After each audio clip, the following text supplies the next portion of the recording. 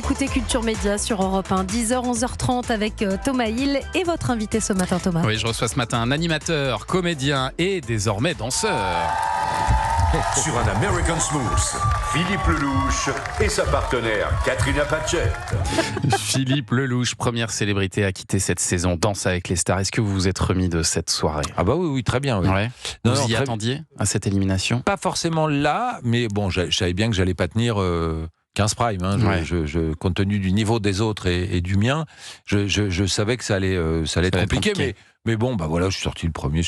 Et sur le coup, est-ce que c'est un peu raide ? Oui. Ou ça va ? Oui, non, quand même. Parce qu'on se prend au jeu vraiment. Ah oui. C'est ce que j'ai dit à la télé, je le renie pas. C'est-à-dire qu'il y a vraiment, ils ont réussi à mettre dans cette émission un esprit de famille, vraiment, quand ils parlent de la famille Dals, etc. C'est vrai.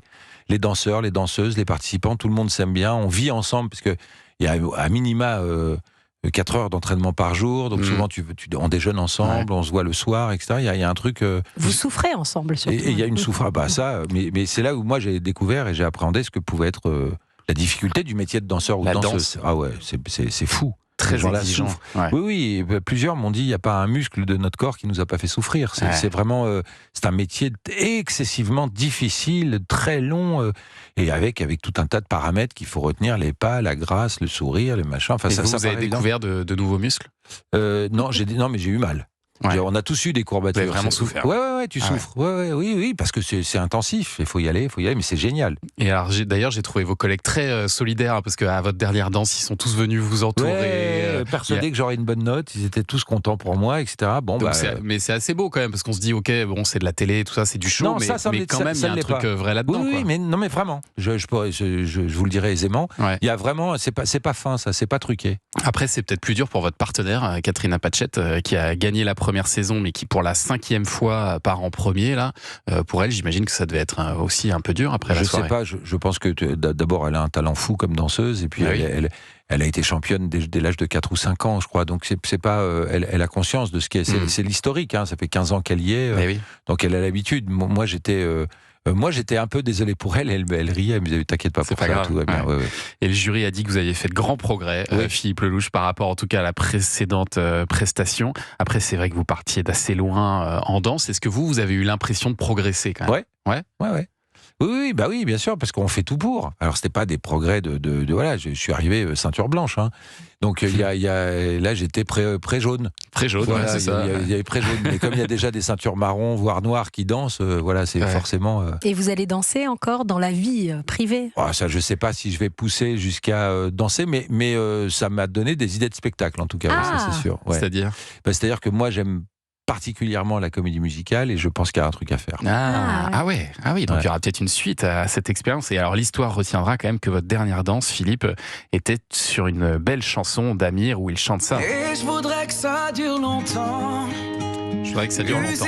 Bon. Est-ce que vous auriez vraiment voulu, moi je me suis posé la question, est-ce que vous auriez vraiment voulu que ça dure longtemps pour vous, Danser avec les stars ? Parce que je me dis qu'entre la matinale d'RFM le matin, la pièce Nuit d'ivresse que vous jouez en ce moment le soir, ça devait vraiment pas être simple de caler des répètes au milieu de tout ça. Non, mais c'est génial.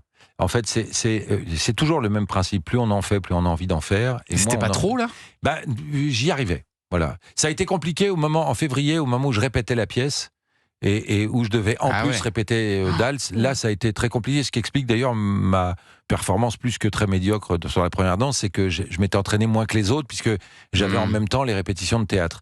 Mais j'aurais aimé que ça dure plus longtemps, oui, c'est sûr. Il n'y a pas une forme de soulagement là, de vous dire j'ai plus besoin de non, bosser. Ça c'est ce qu'on raconte pour se rassurer, pour se donner, en se disant tant mieux, ça va m'aider. Non, vraiment vous aviez envie que ça dure. En plus je suis mauvais joueur, moi j'aime pas perdre, pas encore moins le premier, même si, encore une fois, j'avais pas du tout la prétention d'aller jusqu'en finale, j'en étais bien incapable, mais aller un peu plus loin, parce qu'en plus j'apprenais, on t'enlève au moment où tu dis c'est cool, je vais encore apprendre des trucs, et puis non, c'est fini, c'est ok.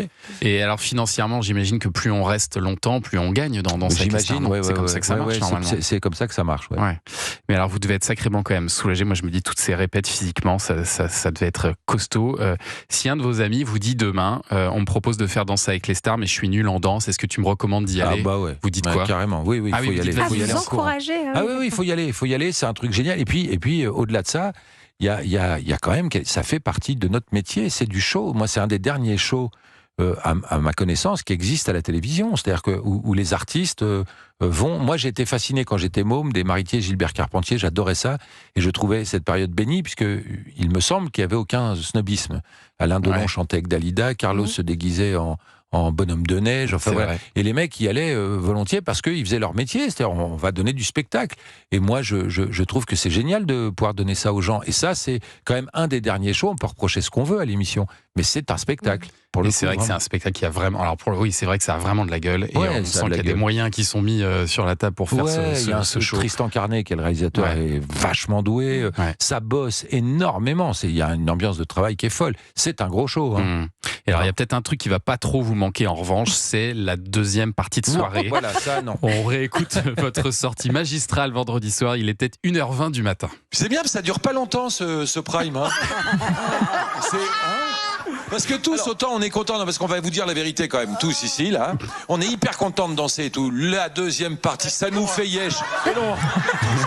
Tous, on peut le dire maintenant. On en a ras-le-bol de ce truc. On sait que l'émission vaut très cher. Ta gueule. Je suis viré, je peux tout dire maintenant.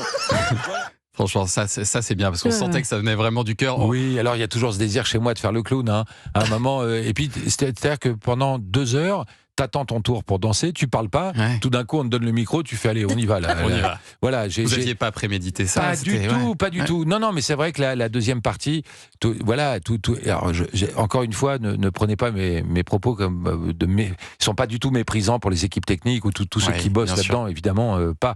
Mais c'est vrai qu'on est crevé. D'abord, on est crevé de la semaine. On a bossé. Nerveusement, il y a une tension parce que t'es pas dans ta zone de confort quand tu vas danser. Tu vois ce que je veux dire?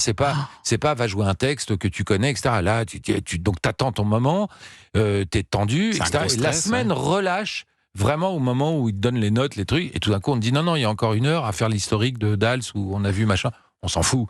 La réalité, non, mais quand tu le fais, tu te dis, je suis fatigué, là, j'ai juste envie de rentrer. Vous avez dit tout haut ce que tout le monde pensait tout bas, ça se voyait. Mais sans aucun mépris, encore une fois, et si j'ai heurté des gens qui bossent pour cette émission, je m'en excuse, je veux pas du tout. Vous n'avez pas eu de remarques après du producteur? Non, rien. Non.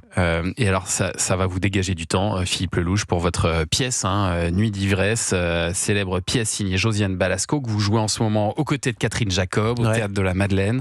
On avait parlé avec Catherine ici. Vous avez fait la mise en scène, en plus, Philippe. Vous avez beaucoup changé la pièce par rapport à l'original? Non, mais tout ça sous le contrôle de Josiane. On a fait plusieurs lectures avec elle, elle a accepté des coupes.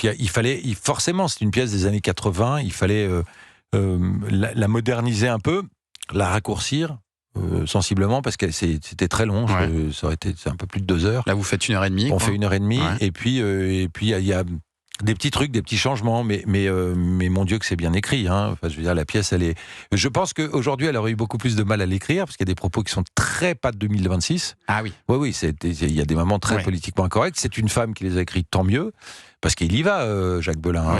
Ça, il y va pas avec le dos de la cuillère sur les remarques sexistes. C'est votre rôle, Jacques Belin. Ça peut être assez violent, oui. Oui, c'est violent. Comment ça se passe, ces premières représentations avec Catherine Jacob? Super. D'abord, je m'amuse beaucoup. C'est une comédienne extrêmement douée.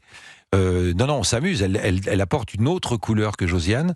Mais c'est extrêmement drôle. Ouais, moi je m'amuse beaucoup. On s'amuse. On commence beaucoup à s'amuser là. C'est à 21h, donc à 22h30, c'est terminé. Ouais. Après, vous faites quoi? Vous allez dîner? C'est la logique, ouais. Parce que manger avant, c'est pas super recommandé. Si, ça peut se faire, mais t'es lourd, t'es pas, tu vois, à chaque fois, faut pas digérer sur scène, quoi. Il y a un moment.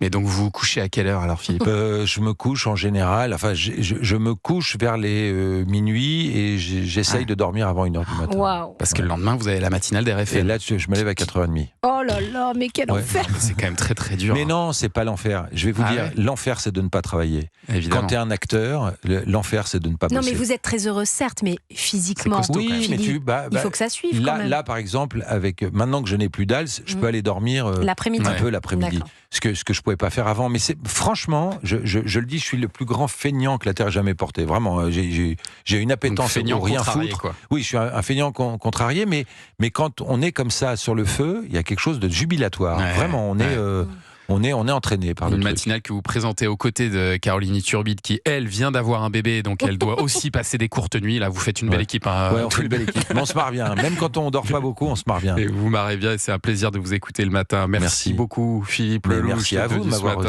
Nuit d'ivresse, donc avec Philippe Lelouch, allez le voir sur scène au Théâtre de la Madeleine. Et puis le meilleur des réveils, lundi au vendredi de 6h à 9h30 sur RFM.